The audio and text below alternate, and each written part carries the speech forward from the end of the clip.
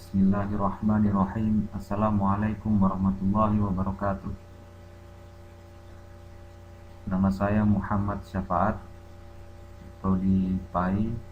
Pada kesempatan kali ini saya akan menjelaskan mengenai materi saya yang berjudul metode pembelajaran mind mapping. Yang pertama, standar kompetensi, yaitu memanfaatkan teori dan konsep metode pembelajaran mind mapping untuk kepentingan pembelajaran. Dan kemudian kompetensi dasarnya, memahami dan menerapkan teori dan konsep metode pembelajaran mind mapping. Dan yang kedua, mengidentifikasi tahapan pembuatan mind mapping. Dan yang terakhir, mendesain mind mapping. Kemudian tujuan dari materi saya ini, setelah membaca materi ini, pembaca diharapkan dapat memahami dan menerapkan teori dan konsep metode pembelajaran mind mapping.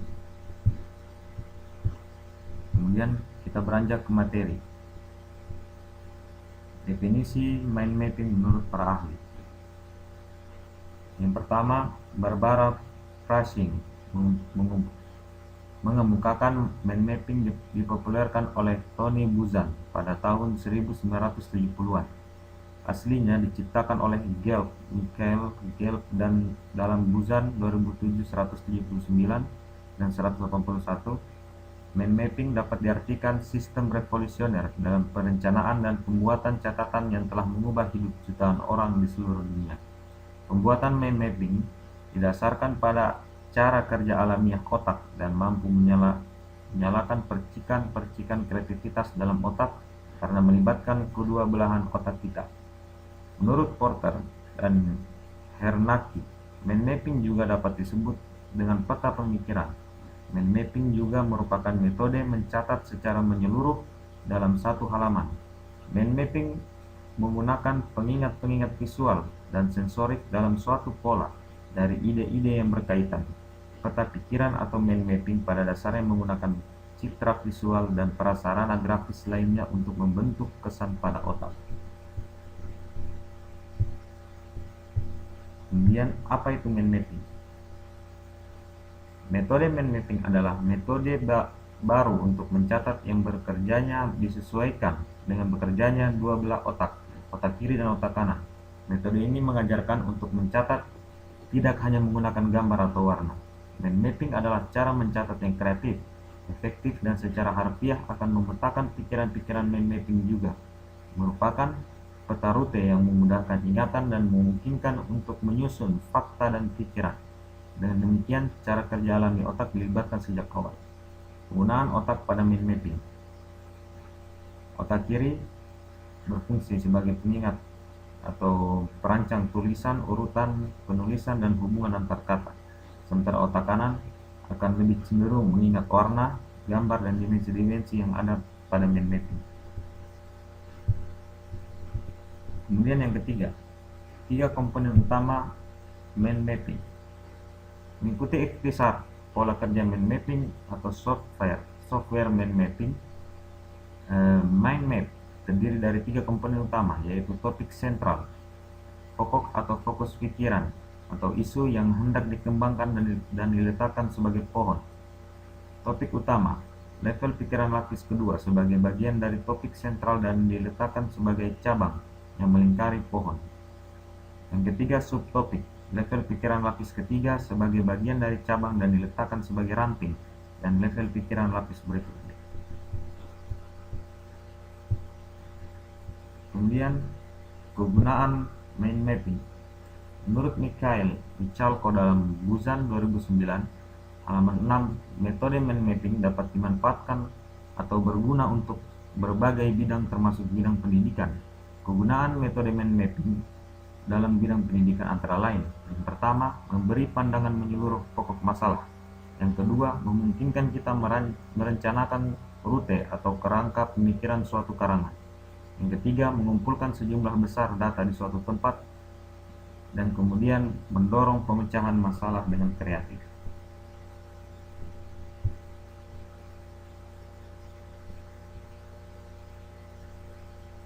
Selanjutnya,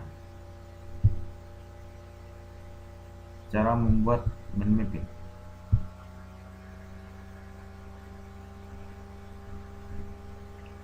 Mind map dapat dibuat secara manual atau dengan menggunakan bantuan software, atau tidak ada ketentuan yang baku, tetapi ada beberapa hal yang bisa dijadikan pedoman dalam menyusun mind map, khususnya untuk mind map yang dibuat secara manual. Yang pertama, mulai dari tengah untuk menentukan topik sentral, menentukan pohon, dibuat dalam kertas kosong dan landscape disertai gambar berwarna.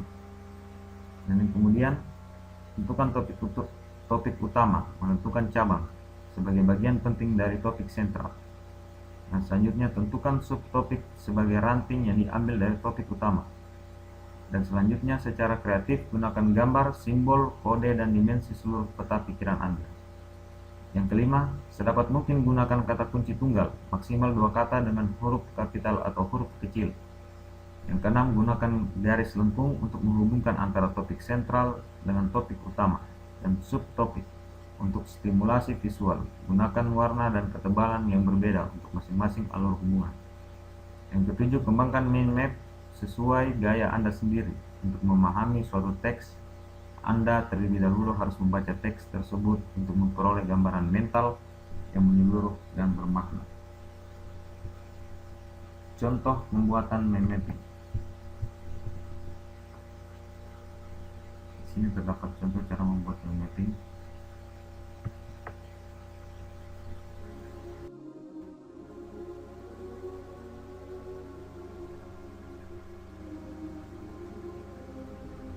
Oke, selamat malam teman-teman. Ya, masih bersama saya Praditya Saputra dari masterwordpress.com. Cara membuat website profesional dalam 3 hari. Oke teman-teman, kali ini saya akan bahas tentang mind mapping. Apa sih mind mapping? Apakah itu penting dalam kesuksesan bisnis Anda? Apakah itu penting dalam membangun sebuah website yang profesional? Atau apa sih guna dari mind mapping? Oke teman-teman, sedikit cerita, mind mapping adalah suatu metode pembelajaran yang diciptakan oleh Tony Buzan, seorang pria berkebangsaan Inggris. Ya, jadi mind mapping ini intinya adalah gambar atau bagan atau suatu bentuk yang akan kita tuliskan dalam kertas ataupun dalam software ya, dalam satu software, dan berisi tentang pola pikir kita.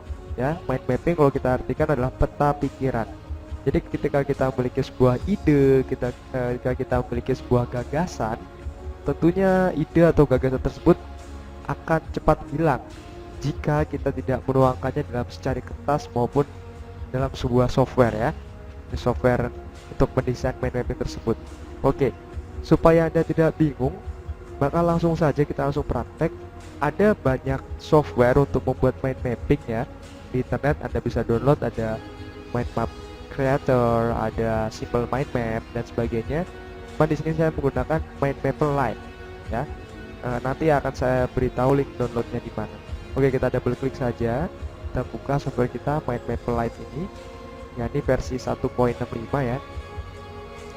Ya, sudah terbuka teman-teman, dan tampilannya seperti ini, tidak jauh beda seperti Microsoft Word ya. Dan di sini ada tampilan new. Ya, di sini kita disuruh memilih template ya. Ada mind mapper, ada blackboard, ada neosign, ada whiteboard. Oke, di sini saya akan gunakan yang standar saja, mind mapper ya. Kita klik OK. Nah, tampilannya akan seperti ini ya, seperti Microsoft Word. Ada title barnya, ada toolbar, ada menu barnya. Di sini ada menu file, home, insert, format, view, review, share, tools dan sebagainya ya. Ada toolbarnya juga. Di sini ada properties bar ya, ada marker, ada icon marker, ada text marker juga, ada banyak sekali yang jelas. Cuman teman-teman tidak perlu merisaukan yang sebelah sini ya, karena kita akan membuat simple mind mapping ya. Jadi kita tidak akan membuat mind mapping yang ribet. Jadi teman-teman gak usah bingung masalah menu-menu yang ada di sini ya. Oke teman-teman, mind mapping intinya mempunyai 2 fungsi ya. Saya ulangi lagi, yang pertama untuk menuangkan gagasan kita dalam bentuk bagan dan alur ya. Jadi bisa warnanya berbeda-beda, bagannya berbeda-beda bentuknya, maupun ada gambarnya. Itu yang pertama. Fungsi yang kedua untuk memecahkan masalah kita secara urut ya. Jadi ketika kita punya masalah dalam sebuah website atau dalam masalah apapun kita bisa membuat listing masalahnya menggunakan mind mapping. Oke, kita langsung praktek saja teman-teman. Misalkan di sini central topic ya. Nah, teksnya akan kita ubah. Bagaimana caranya? Double klik saja. Ya, double klik di tengahnya, kita klik central topicnya, lalu kita tekan delete ya atau backspace. Dan di sini teman-teman bisa menggantinya sesuka hati. Misalkan di sini saya akan membuat suatu proyek website untuk bisnis online ya, atau website bisnis online. Kita tekan enter ya. Bagaimana cara membuat subnya? Itu mudah sekali teman-teman ya, kita hanya drag and drop ya. Jadi kalau kita dekatkan seperti ini ya, ada lambang tangan dan tanda plus seperti ini, kita drag and drop seperti ini teman-teman ya. Ya, seperti ini. Sangat mudah sekali teman-teman. Dan bagaimana untuk menggeretnya? Kalau yang untuk menambahkan, kita butuh logo tangan dan tanda plus ini. Untuk menggeretnya atau memindahkannya, mereplace-nya, kita klik tanda yang ini, tanda panah 4. Bisa geser ke sini, di sini, atau mau diluruskan ini. Dan teman-teman gak usah khawatir ya. Jadi di sini bisa teman-teman geret tambah sini, dan suka teman-teman kemana saja bisa di drag and drop ya, karena ini software ini sangat mudah sekali. Oke teman-teman, kita akan pertama yang bahas ini yang my topic. Kita double klik, kita blok, kita delete. Misalkan website bisnis online, di sini saya akan merinci masalah atau konsep saya. Pertama, riset kata kunci di Google Keyword Planner. Enter. Nah teman-teman, jadi mind mapping tidak harus seperti ini ya, patok ini hanya sebuah contoh saja. Misalkan ini mind mapping saya gitu ya, misalkan gitu ya. Setelah riset kata kunci, misalkan saya akan membeli domain dan hosting ya. Kita tekan enter. Setelah beli domain dan hosting, kita geret dulu ke sini. Misalkan membuat produk digital ya, tekan enter. Dan produk digital akan saya bagi menjadi 2 ya. Kita drag lagi ke sini ya, seperti itu saja. Buat sub menunya sangat mudah sekali. Jadi misalkan sini misalkan ya, pertama akan membuat ebook. Oke, selanjutnya ini ya, misalkan video tutorial. Di intinya saya setelah membeli domain dan hosting, saya akan mulai membuat produk digital yang berupa video tutorial dan ebook. Oke, selanjutnya setelah membuat produk digital sudah, kita geret lagi. Saya akan membuat buat website member area ya. Jadi nantinya orang yang bisa mendownload video tutorial saya, orang yang bisa mendownload ebook saya, yang sudah menjadi member di website saya gitu ya. Setelah membuat website member area teman-teman, tentunya kita butuh yang namanya promosi. Saya akan mendelete yang ini ya. Bagaimana cara mendelete-nya? Gampang sekali teman-teman. Hanya kita klik kanan saja dan klik yang ini ya, delete topic including childs ya. Kita klik, akan terhapus.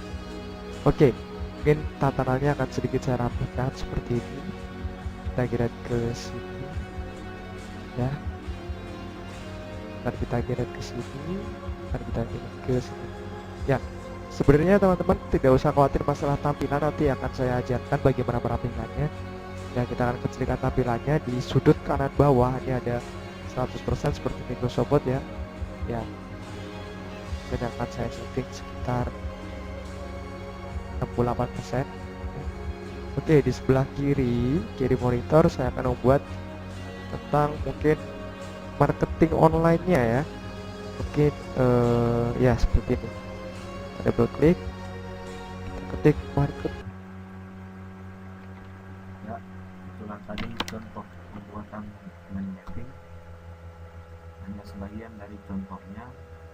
Kita bisa melihat di YouTube dengan cara mengklik cara pembuatan mind mapping. Dan kemudian, apa manfaat mind map atau peta pikiran dalam pembelajaran. Mind map atau mind mapping dapat dimanfaatkan untuk berbagai kepentingan, baik yang bersifat personal maupun kolaboratif, khusus dalam konteks pembelajaran. Mind map dapat digunakan untuk membantu siswa dan memahami, mengorganisasikan, dan memvisualisasikan materi dan aktivitas belajar secara kreatif dan atraktif. Siswa dapat memetakan apa yang didiskusikan bersama teman-temannya. Siswa dapat memetakan tentang proses dan hasil observasi yang dilakukannya. Siswa dapat memetakan tentang apa yang dibacanya. Siswa juga dapat memetakan tentang apa yang didengarnya. Dan kemudian siswa dapat memetakan tentang apa yang harus dipresentasikannya di kelas. Dan siswa dapat memetakan aneka aktivitas belajar lainnya, baik yang berkenaan dengan perencanaan, pelaksanaan, maupun hasil belajarnya. Dengan mind map, siswa diajak untuk mengkonstruksi pengetahuan secara kreatif sesuai dengan apa yang dipahaminya masing-masing, bukan menjiplak pengetahuan secara membabi buta. Nah, kemudian saya akan memberikan contoh pembelajaran menggunakan mind mapping di kelas. Warahmatullahi wabarakatuh.